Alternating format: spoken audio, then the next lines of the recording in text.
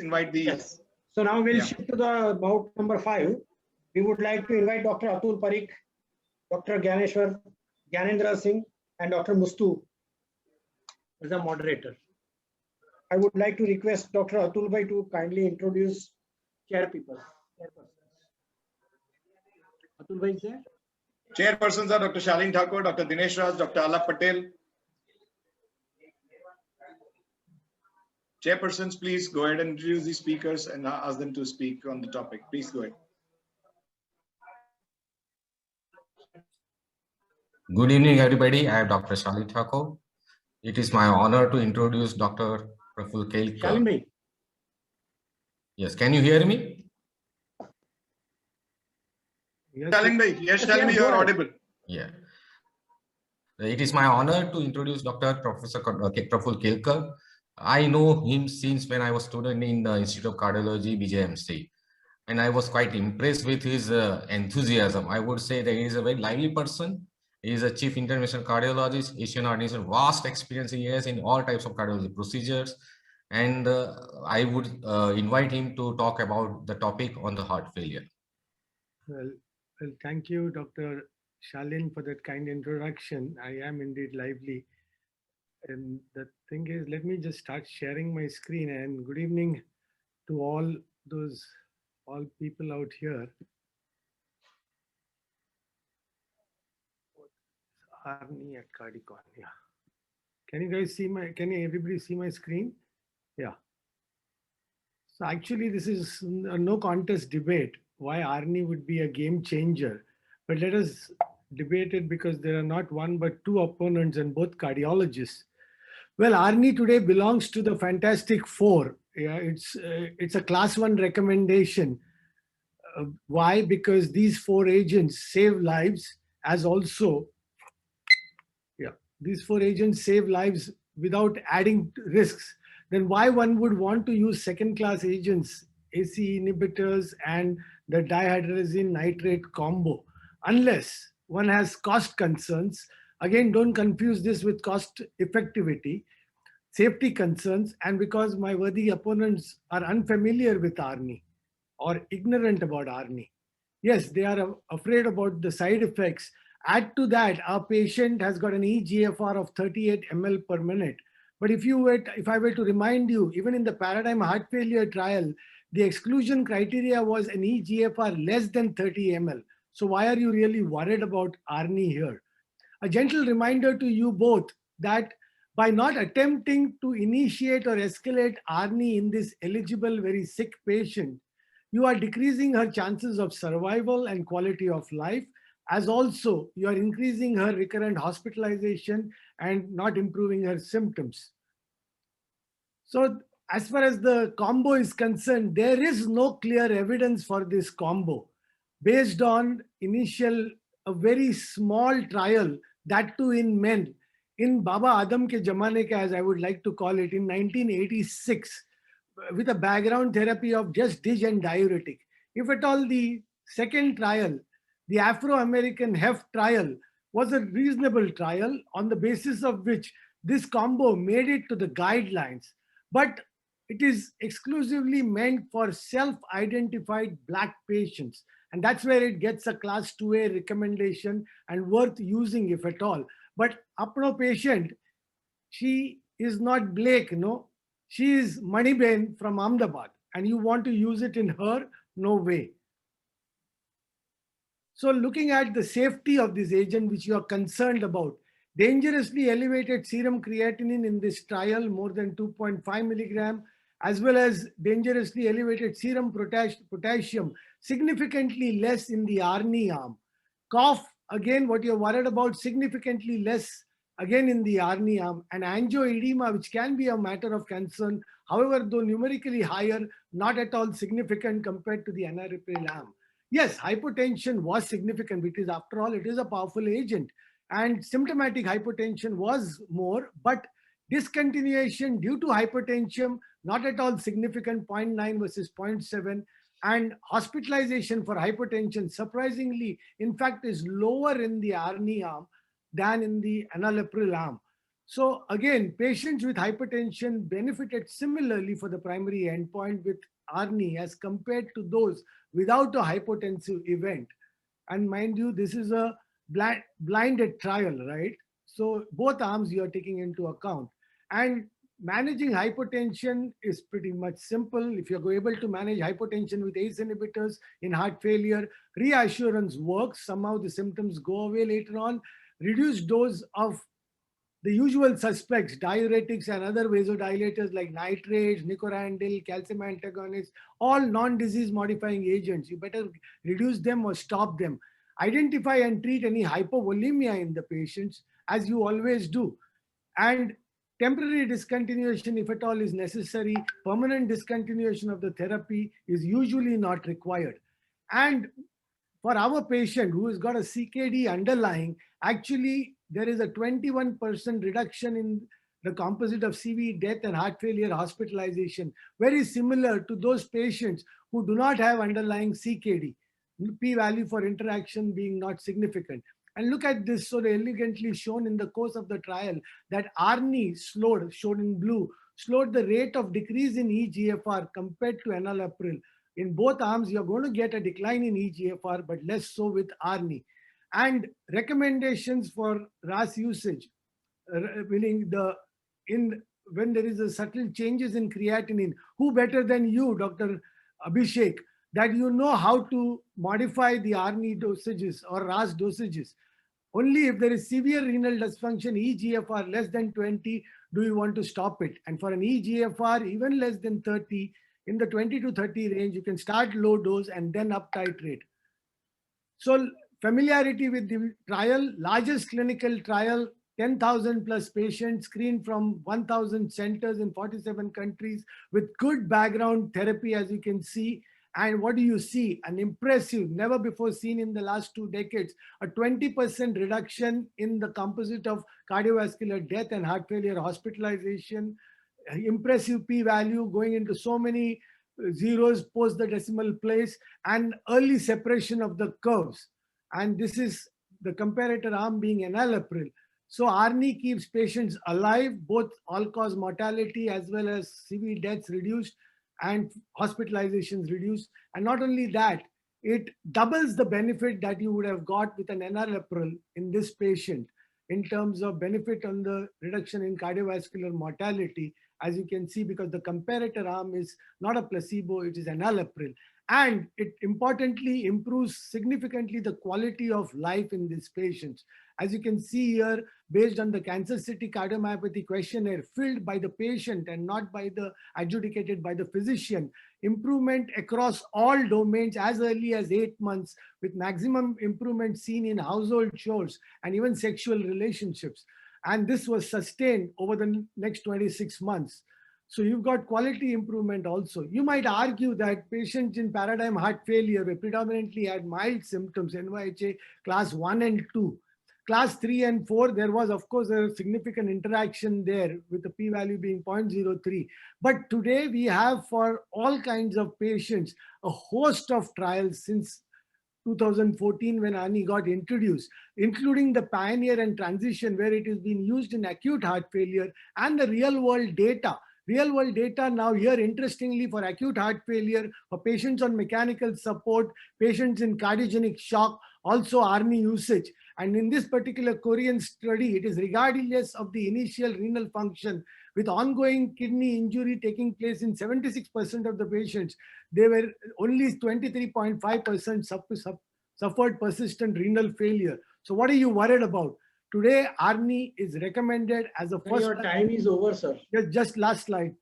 As a first line therapy, and even in patients hospitalized with new onset or decompensated heart failure, both by the ESC and the ACC consensus documents, no need to titrate ACE inhibitor first, like what Dr. Abhishek wants to do, and then switch to ARNI. You can do a direct to ARNI approach, which is now recommended. And finally, I would say, by end it by quoting Jane Wilcox here, the optimal time to start ARNI for our patient who is probably hospitalized with the class 4 symptoms, class 3 symptoms that is she has, and that time is now. Thank you for your attention.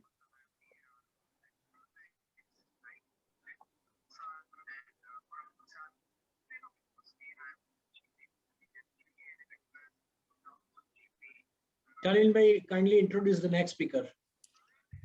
It is my pleasure to introduce Dr. Rutvik Trivedi. He is a consultant interventional cardiologist, Zydus Hospital, and he is my very good friend. I know him very well. Let me invite him to speak about his views on the management of failure.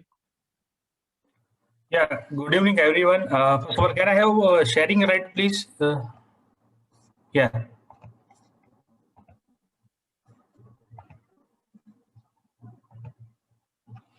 So, very good evening, and thank you, Kamal bhai, for giving me this opportunity. And today's discussion is on heart failure, and of course, the discussion is in between ACE inhibitors, isohydra combination, and ARNI. And by the seniority, fits to Bradman's position, but the molecule dependent is basically Sachin Tendulkar's era. And of course, there is no debate about that the ARNI has proven his role. But of course, there is a role of isohydra, and in few slides, I'll definitely make you feel that there is a role of isohydra combination. So possible the basic part, the India is facing a bigger challenge because we have a younger patients, the mortality is very high. And once you are diagnosed with a heart failure, your 5-year survival rate is of course down by almost 50%. Patient with comorbidities again at very high risk of development of CV mortality. So in 2021 update, they have clearly stated, and as Dr. Kelkar sir has clearly shown, that these are the pillars or the foundational therapy: beta blocker, ACE inhibitors, RD, MRN, SGLT2. There is no doubt about that.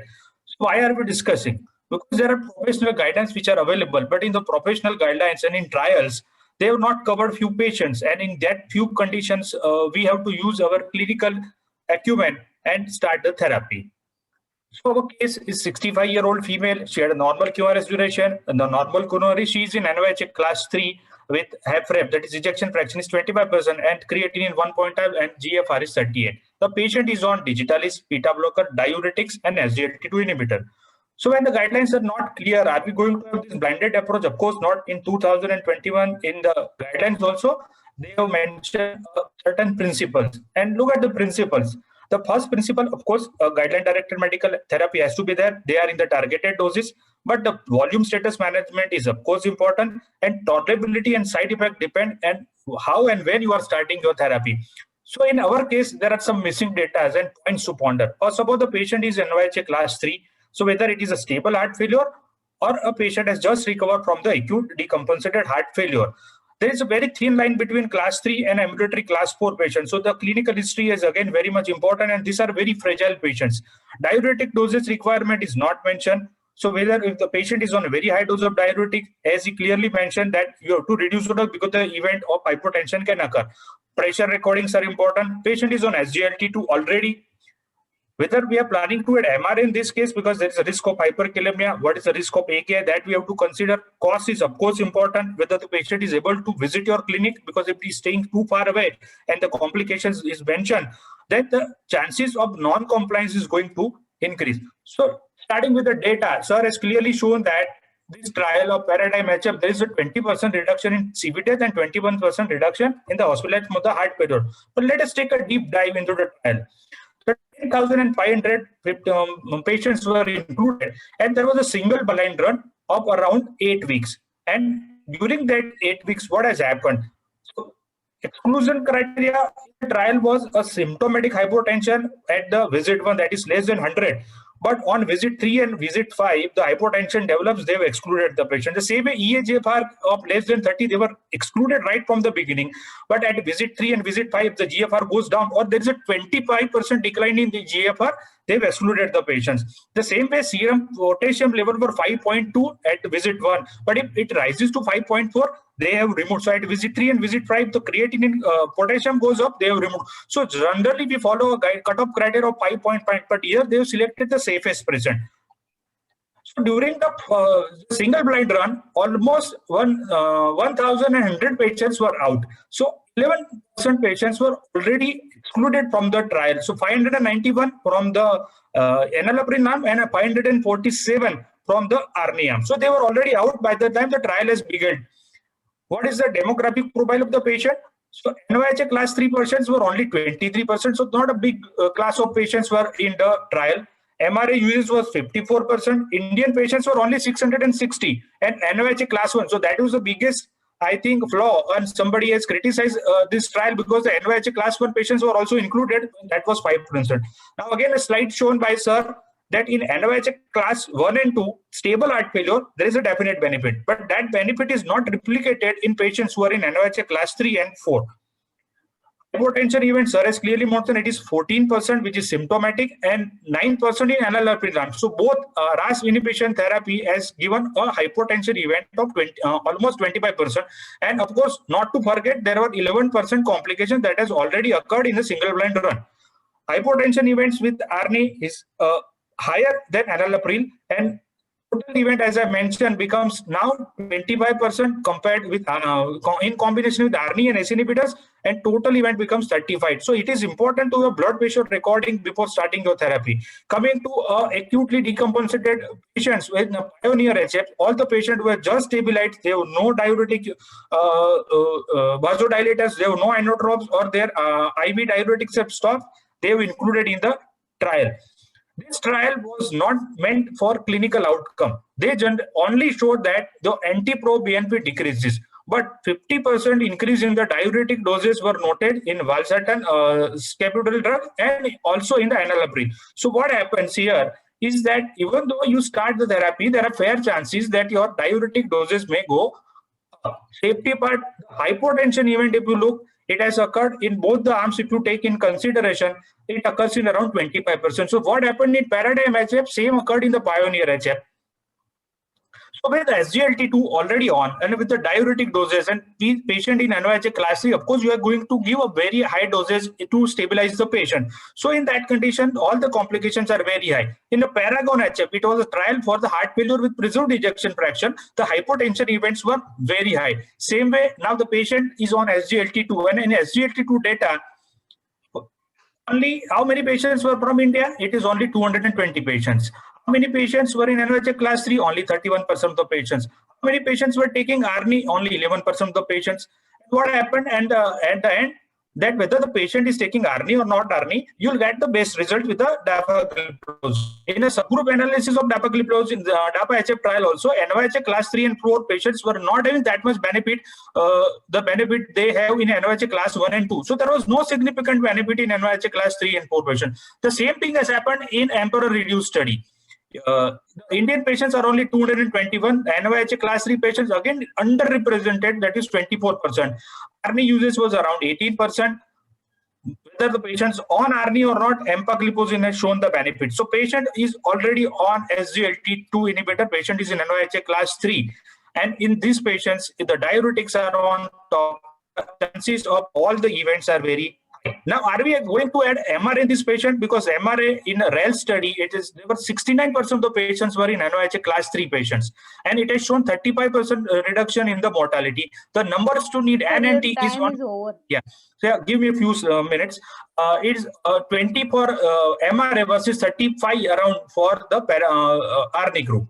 So hyperkalemia is the biggest concern. And what happened to hyperkalemia? We thought that it is lesser in compared to ACE inhibitor with ARNI, but it is the absolute number is 16% for the ARNI, and for ACE inhibitor it is 70%. So in total event will be around more than 30%. So there is around 30% to 32% chances that a patient will have hypotension, electrolyte imbalance, or event of AKI. Now coming to this molecule, and the biggest I think criticism of this molecule is that it is not in Indian patients. So as I mentioned the number, in Paradigm HF trial, only 600 patients are from India. In only 121. In Empire Heart study, only 200 patients were from India, but we are using this molecule and we have a satisfactory result.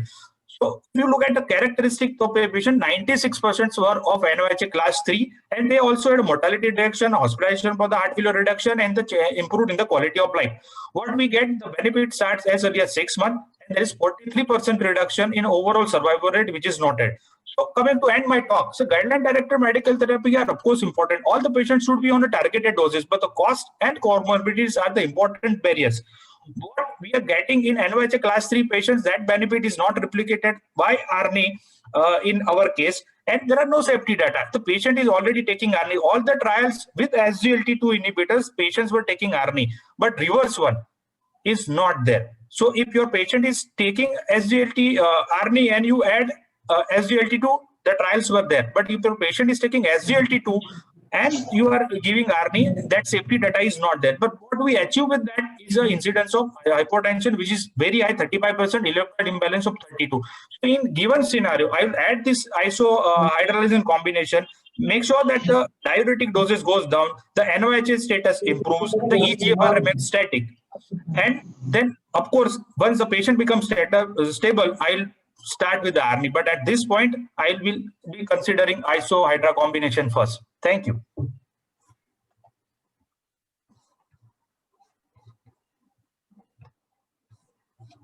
Now the third speaker is Dr. Abhishek Rajpur.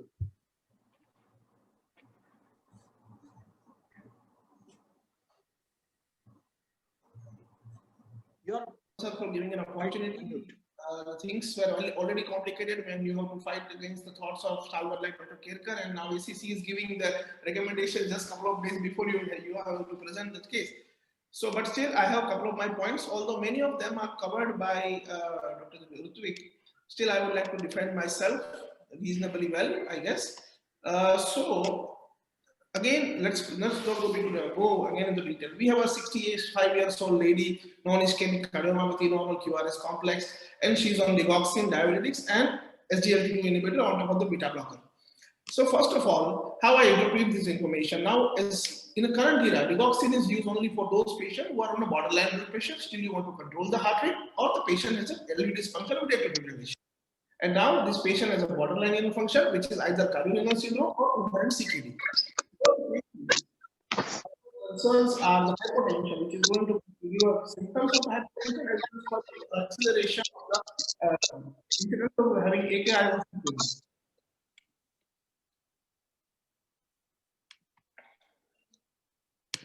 Yeah. So, not going into the details, what is the principle? We use the worsening factor like RAS activation and symptom toxicity and potential for medicating factor like DAP, which causes the dialysis as well as the vulnerability. But ARNI in a borderline blood pressure patients, you have excluded already, sir. How can you offer that thing? So that's the one thing. Second option is that if you go back to the history of the most commonly used ACE inhibitors in such cases is ramipril. If you check, the baseline blood pressure changes with the dosage of ramipril in a HOPE study is in single digit, even at the end of the 2 months and couple of 6 months as well. So I would not certainly be worried about it. Second thing, this is the most glorifying slide of this Validic heart failure trial. Where you are comparing yourself with enalapril, and now you are coming with these dosages. But you see the initial the mortality advantage for initial 1 month is not so great, especially the start 6 months. So my question is, are we comparing apple to apple? Because you have compared with a moderate dosage of enalapril, and the study says with the equivalent hypotensive effect, the ramipril causes the plasma AC activity reduction by 71% against 48% by enalapril. So I think we are not comparing apple with apple. If you see the tissue inhibition by different ACE inhibitors, it is 90% by Cardis and Coversil against the 55% by enalapril. And you see how many patients remains in NYHA class 1 and 2 with the perindopril against how many patients who remains in NYHA class 3. 13.3% patient, despite taking the optimal dosage of enalapril, remains in the NYHA class 3. And how many patients of this particular regime achieve the target dose? It is almost 90% with perindopril and almost 50-60% with enalapril. I'm saying this because in Paradigm heart failure trial, just look at the dosage this patient has received. It is 375 milligram daily dose of sacubitril valsartan combination. I'm very sure less than 2% of our patients are able to tolerate this dosage to replicate the effect what has been shown in this trial. Again, you are comparing yourself with enalapril. I don't think so. That's a very wiser idea. And just to accept these side effects and everything, and the cost as well. Additionally, as Dr. Rutvik has mentioned, using this molecule requires some experience. And in India, heart failure is not managed exclusively by cardiologists who can check their euvolemia status. They have access to the echo. They can see their IVC and LV function and all. So I think the results of Paradigm heart failure are not so rosy as far as we can't achieve these dosages, what has been tried, what have been used in these particular trials. And now, if we talk about the mortality, amongst the three pioneer drugs, AC inhibitors had the least effect on mortality. It is the beta blocker and mineralocorticoid receptor antagonist which has the highest effect on mortality. And that to a mortality, we are talking in a 65-year-old Indian lady. Additionally, the average age of the patient in the paradigm heart failure was almost a decade younger as compared to those trials which were done with the AC inhibitor drugs. So I think this data has to be compared in the context, what particular patient we are seeing, what advantage we are looking forward for. And again, as Dr. Luthvik has already mentioned, are we addressing the very similar pathway which has been questioned earlier with DAPA-HF trial? Because in DAPA-HF, almost 10% of the patients were on ARNI. And you can see the advantages of mortality and morbidity. But it amperly reduced when just from 10 to 20% of the patients are moving to ARNI. Your mortality advantage is not significant. You get only morbidity advantages. There is a fair chance that maybe either of two agents can be equally good in such patients. So in such cases, why not to go for a time-tested molecule when my patient is already on SGLT2 inhibitors? Are we just using it because our guidelines are saying we have to see in the context of our situations where most of the time these patients don't come back to us very often. They're taken care by their primary physicians. So in short, this is only one study of ARNI, although it was too big to challenge it. And we can't repeat it in the different way. Now we can't repeat it with the Lamictal, we can't repeat with the Perindopril. Obviously we can't, but again, the worthy opponent was possibly not selected. The dosages which were used in both these trials were not practical in our scenario as far as our current experience with these molecules are concerned.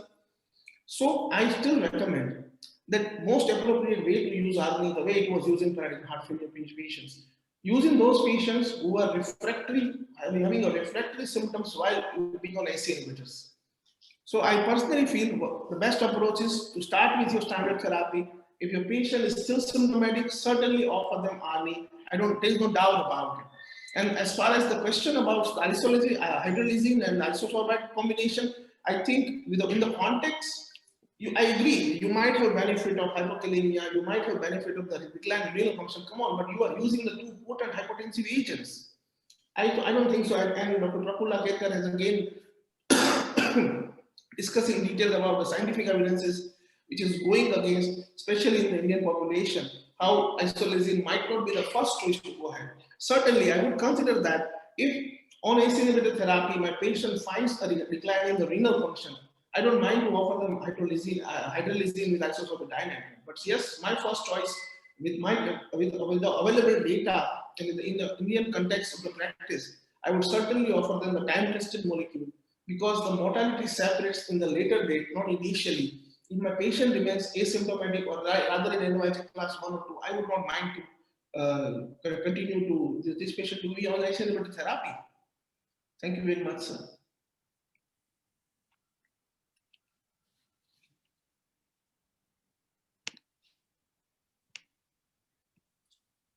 Now it is open for the debate. Both my worthy opponents, may I speak or who's going to speak? Because I spoke first, should I speak again? Both my worthy opponents have got 1 point against ARNI, have got this bombarding against ARNI. Right at the outset, one of them also, Dr. Abhishek also admitted that we need to be more familiar with this molecule. Then let's go to the time tested. But now time tested, it is 6 years since ARNI was presented and we've started another year later or 2 years later, we've started using ARNI. So there is just firstly to not use it, meaning without having gone to the battlefield and gotten some injuries, you want to use something that is of no value. Firstly, there is no data for using the combo here on the basis of, yes, agreed that this patient has got a borderline renal function, agreed. But when you start using it, you expect this patient, even without therapy, to go down on a renal function. It's going to happen. The cardiorenal syndrome would any which case set in. I showed you enough data since then, real world data also, including use of ARNI in patients in cardiogenic shock from the Cleveland Clinic, in patients on LVAD supports and with bad kidney disease, with acute kidney injury going on because of the cardiorenal syndrome, and usage of this molecule, and data presented at good conferences. Then I am trying to tell you the rationale of up-titrating with a slow dose of AC inhibitor has never really been tested. It's just that our guidelines tell us.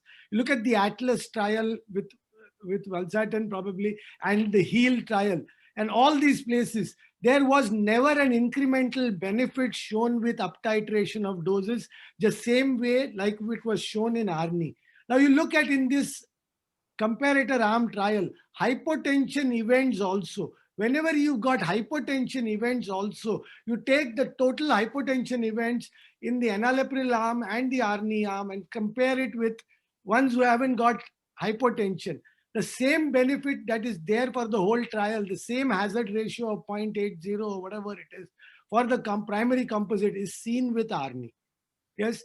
Then I think Dr. Kelkar, the debate was very much in favor of you right from the beginning, but I must, you are always fantastic. There's no question of that, but I must really congratulate Dr. Rutvik and Abhishek also actually make a case out of the whole thing. Rutvik was pretty good to dig out onto the data on hypotension and all that, and Abhishek was also pretty much batting very well for case to create a case for the same. So I must congratulate all three of you. Rutvik has been so good with what he is trying to say. If you are a good ACE inhibitor user for this class 3 patient, then you are equally good user for ARNI. It's all about how you are. This is how many patients? Cost concerns is the only one. 5 milligram dose. 375 milligram dose. How many patients reaches? Again, how many patients reach an ACE inhibitor dose? How many both arms? That's the same issue. Right? How many patients reach? Now, actually, in the Paradigm heart failure trial, an 18.9 milligram usage, that's I just saw it from your trial, has not been there on any enalapril trial till date. That kind of a huge dosage. What I'm saying, it was 30. It was on an average 30. You are using the older molecule. You are using the lower tested molecule. Most tested molecule in heart failure. Your molecule goes in the very high dosages. Can we have the chairpersons with their comments, please? Chairpersons and the moderators with their question and chairpersons. You have to say anything. Let me ask one question. Yeah, let me ask one question to Praful Kelkar, sir. Yeah, Shalin bhai. Yes. Yeah. Suppose patient doesn't improve with addition of ARNI, then what would be your strategy then after? The patient doesn't improve with ARNI, then the patient is obviously getting into an advanced heart failure stage. Now, then we are talking about devices and stuff like that, right? Devices meaning we are talking about LVADs. We're talking about keeping her up for a heart transplant. We're talking about these kind of therapies, and these kind of therapies, when they are not available to us, when you're really gone into an advanced therapy, you're talking about hospice and palliative care. What else are you going to do? Right? So you have optimizing. Somebody has thought about the patient is not improving. Combo therapy is also role. So combo therapy is also role, provided the hypotensive events are not there. So as far as medical, it's class 2 as sir has clearly mentioned. So if the patient is not improving on ARNI, we can drive the pressure. Class 2 is only for the Afro. Yes, sir. So that was a catch, but Black knee Blake, Juma Blake bole che. So Blake versus Moneyman, I showed you also. But as the data clearly shows, the Indian patients are only 600, 200, 200. We have data for diastolic heart failure also emerging for the ARNI. And with ARNI. Go ahead. Sorry. So with diastolic heart failure emerging for ARNI, and you have 1/3 of the patient who have both diastolic as well as systolic heart failure, I think that's one subgroup. When the patient continues to have good tolerability and blood pressures in the 140s and 130s, despite ARNI being 201 BD, I think that makes a good case for adding isolazine as well. I mean, sorbite dinitrate with hydrolazine. I think that's one subgroup that we can always look into, because then even if you've exceeded, though there is no data of two combined together and getting benefit in heart failure, which is purely reduced ejection fraction, but now you have a rationale to combine the two in patients who tolerate maximal dose of one, and you can add up the other, assuming that ARNIs are not only going to benefit reduced ejection fraction heart failure component, but also with the Paragon data coming in, now the approval coming in for the diastolic heart failure as well, that you can add it on top beyond the same. That's a point very well taken. What can happen in a trial scenario, in a practical scenario is different. But in a practical scenario, today we are comfortable using the ARNI. Cost is a concern. For instance, in our university hospital, I have got it from the reimbursing agencies for our patients, right? And the dramatic improvements that you see, and there is no point, and homeopathy has to be given up, right?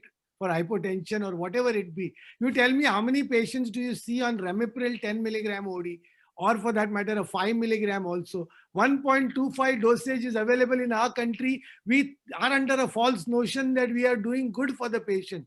No way, we are not doing good for the patient if we are not going to the guideline recommended doses.